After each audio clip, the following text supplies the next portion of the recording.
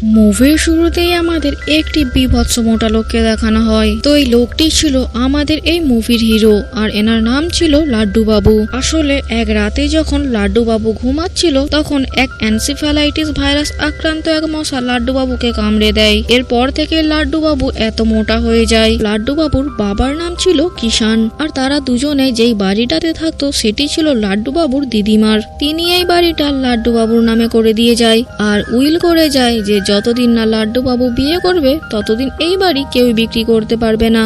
এদিকে লাড্ডু বাবুর বাবা সমস্ত বাড়িঘর বিক্রি করে দিয়ে পার্মানেন্টলি গোয়ায় শিফট হতে চায়, কিন্তু লাড্ডু বাবু যতদিন না বিয়ে করবে ততদিন সে এই বাড়ি বিক্রি করতে পারবে না। তাই তিনি লাড্ডু বাবুর বিয়ের জন্য একের পর এক তাকে পাত্রী দেখাতেই থাকে, কিন্তু কোনো পাত্রীকে লাড্ডু বাবুর পছন্দ হয় না। তো লাড্ডু বাবু সাধারণত কখনো ফুলের দোকানে, কখনো শপিং মলে, কখনো খাবারের দোকানে কাজ করত।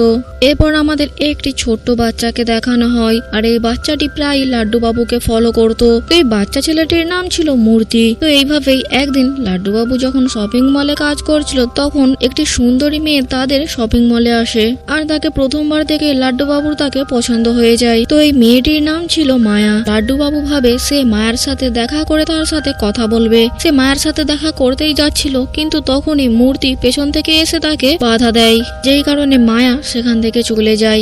এর জন্য লাড্ডু বাবু মূর্তির ওপর অনেক রেগে যায়। এখানে মূর্তি লাড্ডু বাবুকে তার সাথে বন্ধুত্ব করতে চায়, কিন্তু লাড্ডু বাবু মূর্তির সাথে বন্ধুত্ব করতে রাজি হয় না। লাড্ডু বাবু মূর্তির ওপর রাগ দেখিয়ে সেখান থেকে চলে যায়। এরপর মূর্তি লাড্ডু বাবুকে নানা রকম ভাবে বিরক্ত করতে থাকে। মূর্তি এবার লাড্ডু বাবুর পেছনে কুত্তা লেলিয়ে দেয়। কুত্তা লাড্ডু বাবুর পেছনে কামড়ে দেয়। লাড্ডু বাবু ডাক্তার দেখাতে যায়। ডাক্তার দেখাতে গিয়ে লাড্ডু বাবু ফ্যাট থেকে ফিট হওয়ার একটি পোস্টার দেখে। এখানে লাড্ডু বাবু ডাক্তারকে তার মোটা হওয়ার কারণ জানায়। তখন ডাক্তার বলে তার এই রোগ অপারেশন করলে ঠিক হয়ে যাবে, কিন্তু অপারেশনের জন্য 10 লক্ষ টাকা লাগবে। এদিকে কিষান লাড্ডু বাবুর জন্য আবারও এক পাত্রীর সন্ধান করে। এইবারে যে পাত্রীর সন্ধান করেছিল তারা ছিল জড়ুয়া। লাড্ডু বাবু সময় মতো বাড়ি না ফেরায় পাত্রীর বাড়ির লোক তাদের নিয়ে ফিরে যায়। এরপর লাড্ডু বাবু বাড়ি ফিরলে লাড্ডু বাবুর বাবা রাগ করে তাকে বাড়ি থেকে তাড়িয়ে দেয়। লাড্ডু বাবু সেই খাবারের দোকানে গিয়ে মন খারাপ করে বসে থাকে। সেখানে আবারও মূর্তি চলে আসে, আর এসে আবারও লাড্ডু বাবুকে জিজ্ঞাসা করে সে তার সাথে বন্ধুত্ব করবে কিনা। এবার লাড্ডু বাবু নিরুপায় হয়ে তাকে হ্যাঁ বলে দেয়, কারণ তার বাবা তাকে বাড়ি থেকে তাড়িয়ে দিয়েছে।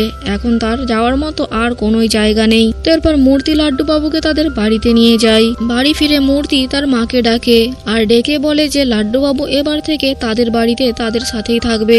এটা শুনে মূর্তির মা তার ওপর অনেক রেগে যায়। তার মা লাড্ডু বাবুকে তাদের বাড়িতে রাখতে রাজি হয় না, যেই কারণে মূর্তি সুইসাইড করতে যায়। লাড্ডু বাবু আর তার মা মিলে কোনো রকমে তাকে বাঁচিয়ে নেয়, আর মূর্তির এই জেদের জন্য অবশেষে তার মাও তাকে তাদের বাড়িতে রাখতে রাজি হয়ে যায়।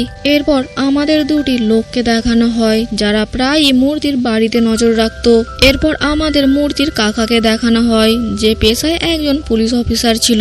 এনার নাম ছিল রঞ্জিত। তো মূর্তির বাবা অনেকদিন আগেই মারা যায়। এদিকে আমাদের মায়াকে দেখানো হয়, যে তার বয়ফ্রেন্ডের সাথে একটি রেস্টুরেন্টে এসেছে, আর এখানে তার সাথে তার বয়ফ্রেন্ডের কোনো কারণে ঝগড়া হয়ে যায়। মায়া সেখান থেকে রাগ করে চলে যায়। রাস্তায় মায়ার সাথে লাড্ডু বাবুর দেখা হয়ে যায়। মায়া লাড্ডু বাবুকে লিফট চাই, লাড্ডু বাবুও তাকে লিফট দিয়ে দেয়। মায়াকে ড্রপ করার পর লাড্ডু বাবু তার সাথে কিছু মিষ্টি মিষ্টি কথা বলে। এদিকে মায়াও তার বয়ফ্রেন্ডকে জ্বালানোর জন্য লাড্ডু বাবুর সাথে ফ্লার্ট করতে শুরু করে। মায়া তার বয়ফ্রেন্ডকে দেখিয়ে দেখিয়ে তাকে নিয়ে কখনো জিমে যায়, কখনো ডিস্কে যায়, কখনো রেস্টুরেন্টে যায়। লাড্ডু বাবু ভাবে হয়তো মায়াও তাকে পছন্দ করে। ধীরে ধীরে লাড্ডু বাবুর সাথে তার মা আর মূর্তির অনেক ভালো সম্পর্ক হয়ে যায়। লাড্ডু বাবু তার মায়ের এতটাই বিশ্বস্ত হয়ে যায় যে মূর্তির মা তার এটিএম এর পিন, এমনকি তাদের বাড়ির লকারের পিন পর্যন্ত লাড্ডু বাবুকে বলে দেয়। এরপর লাড্ডু বাবু একদিন মায়ের বাড়িতে যায় মায়ের সাথে দেখা করার জন্য।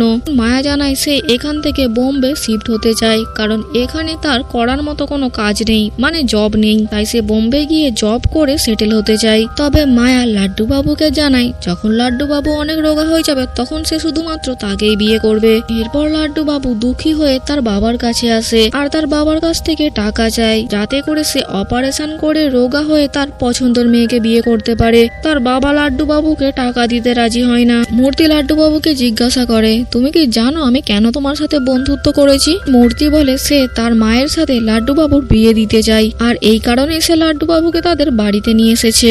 এটা শুনে লাড্ডু বাবু শকড হয়ে যায়। লাড্ডু বাবু মূর্তিকে ঘুম পাড়িয়ে তার মায়ের রুমে যায়। তার মায়ের লকার থেকে 10 লাখ টাকা বার করে, আর টাকা বার করে সোজা যায় হসপিটালে গিয়ে নিজের অপারেশন করায়। আর অপারেশন করার পর লাড্ডু বাবুকে একদমই চেনা যাচ্ছিল না। এখানে ডাক্তার লাড্ডু বাবুকে জানায় তার শরীরের মধ্যে সামান্য ফ্যাট প্রবেশ করলে সে আবার আগের মতো মোটা হয়ে যাবে, তাই সে যেন কোনো রকম কোনো ফ্যাট জাতীয় খাবার না খায়। এরপর লাড্ডু বাবু সোজা যায় মায়ের কাছে। মায়া প্রথমে লাড্ডু বাবুকে চিনতে পারছিল না, তখন লাড্ডু বাবু মায়াকে নিজের পরিচয় দেয়। লাড্ডু বাবু সত্যি সত্যি রোগা হয়ে গেছে দেখে মায়া তাকে বলে, আরে আমি তো মজা করছিলাম তোমার সাথে। আর এরপর সে লাড্ডু বাবুর সাথে তার বয়ফ্রেন্ডের পরিচয় করায়, আর লাড্ডু বাবুকে বলে যে কিছুদিন আগে তার বয়ফ্রেন্ডের সাথে তার কোনো ব্যাপারে একটা ঝগড়া হয়েছিল, এই কারণেই সে তাকে জ্বালানোর জন্য লাড্ডু বাবুর সাথে ঘোরাঘুরি করতো। এই বলে মায়া সেখান থেকে চলে যায়। এরপর লাড্ডু বাবু গিয়ে দুজনকেই ঠাস ঠাস করে চড় মারে আর দৌড়াতে থাকে মূর্তির বাড়ির দিকে।